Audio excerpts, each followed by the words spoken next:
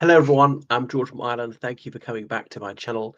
This video is about immigration into the United Kingdom because just a couple of days ago, immigration figures were released, and net immigration into the United Kingdom is much higher than was thought. From June 2023 to June 2024, it was thought to be a net figure of 700,000. It now turns out it's more like 900,000, which is the highest ever by quite some way. Wow. Think back to David Cameron vowing to get it to under 100,000 net per annum, and it's 9 times that figure. It's never come anywhere near net 100,000 since then. Remember what the net figure is. Take into account the people coming in and the people going out, and the totality of that. That's the net figure. And bear in mind, till the 1980s, the late 80s, the UK had net emigration, more people moving out of the UK, particularly moving to the United States, Canada, Australia, maybe some Western European countries. Um, so a high majority of people think that immigration is too high, and then they would say it's far too high. Now, is immigration a good thing or a bad thing? Well, in some ways, it's a good thing. It's a sign that it's an attractive country. I mean, Tony Blair, not a man I agree with a lot, but he hit the bullseye when he said the fundamental question about any country is, are people trying to get in or people trying to get out? And if people want to come in, that shows us a nice place to be. And this disproves yet again the left's cry, racist, racist, racist, everything, everyone is racist, the United Kingdom is fundamentally racist, and all that sickening nonsense. Why do people of all races come to the United Kingdom? Because they want to suffer racism? Are you out of your mind? The UK is one of the least racist places in the world. I'd rather no racialism at all. And I embrace multiracial Britain. I wouldn't care if the UK never had a white prime minister again, or never had a PM who was, of any whatever, ethnically British, could be a ethnic minority, white, like ethnically Romanian, ethnically Spanish, anything, and so on. So that it's a healthy sign that it's so attractive and free, and all the rest of it. The human rights situation is so good, but that puts a strain on housing because there's only so much space, there are only so many houses. It puts a strain on public services, and I know some immigrants work in public services and work in the NHS. 50% of nurses in the United Kingdom are from overseas. Without them, there would be no NHS, and of doctors, it's not as high as 50%, but it's a lot. They can be part of the problem and part of the solution. When I say they're part of the problem, I'm not being judgmental, I'm not saying they're evil.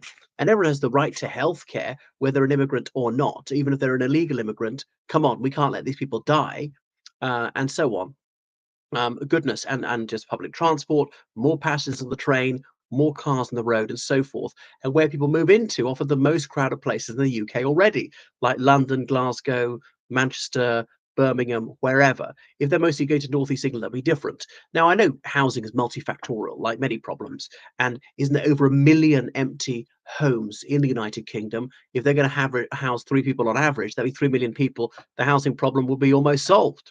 So that's another problem. And the NHS, we can't scapegoat immigrants completely. I don't want to scapegoat anyone, but it is one of the factors behind it. It might also be underinvestment, or people thinking they're mentally ill when they're just doing the wrong job. People feel stressed not because they've got some psychiatric disorder, but simply for socioeconomic reasons, and that's the solution to it, is to change job or something. There are pros and cons. I certainly don't want zero immigration. That would be daft. So some immigration is good, and should see, well, what is the needs assessment? We need people to work in these sectors. We need IT engineers or surgeons or whatever. And partly because British people are unwilling to do menial, low-paid jobs as farm labourers, as cleaners, chambermaids, and so forth. I mean, in London, it's very, very rare to be served by a waiter, waitress, barman, barmaid who's British of any race. So we've got to get more people to do this and say being on benefits is not a career. One of the few things Labour said they've applauded is say that young people are going to be required to work, and you can't be on benefits forever. No, it's to get back into work.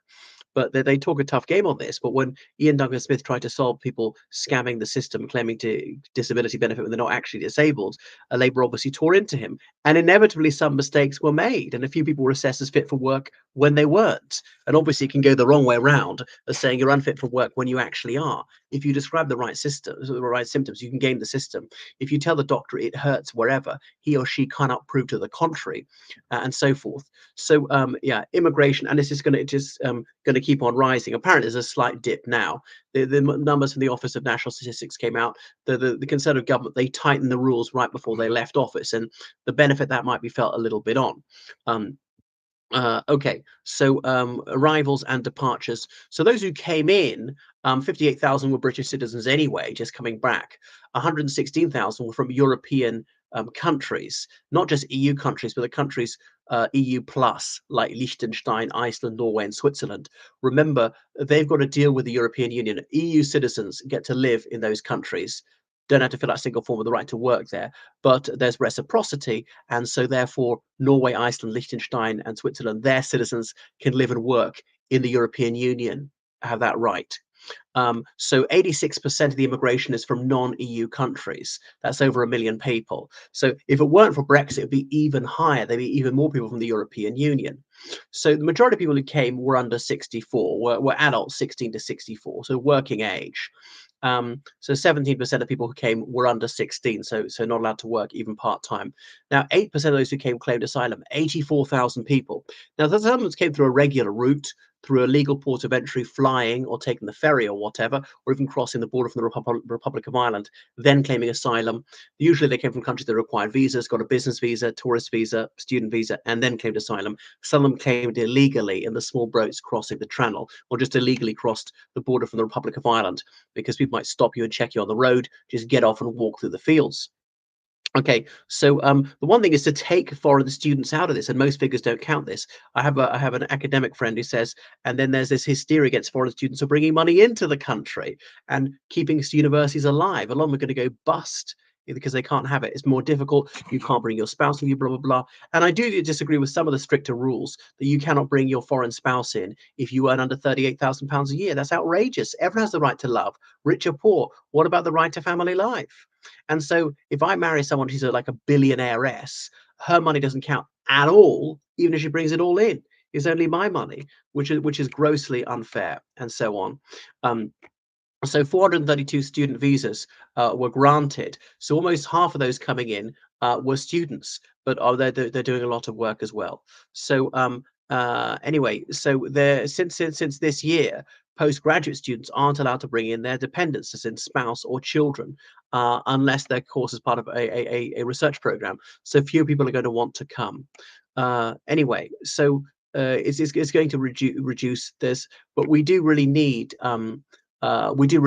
certain sectors. The government has said healthcare workers, pharmacists, graphic designers, construction workers, vets, people who work in farming and fishing and stuff like that. There's a separate system for seasonal workers who come in for a few months to pick fruit or look after poultry in particular. But they often get like a 6-month visa. But it's a pain in the neck. I mean, I know someone who married a Cuban. It was very, very difficult to get her husband a visa. Finally doing it, 6-month visitor visa, upgrade to a 3-year visa. Will it be extended? Will he get to permanent residency? Blah, blah, blah. And people's lives are so stressful because of it. So obviously immigration needs to be reduced for the reasons I've adumbrated, but immigration is good to some extent. And it's partly the UK's own fault for not forcing its own people to work. Having no immigration would be daft. So I'm not against any nationality, race, or religion. It's fine to be more ethnically diverse, but like most things, it can be good up to a point. Too much of it can be harmful, like anything, like food, like water, like heat, like cold. Anyway, thank you for watching my channel. Make sure you subscribe on Patreon, donate to PayPal, georgecallahan79 at gmail.com. Goodbye.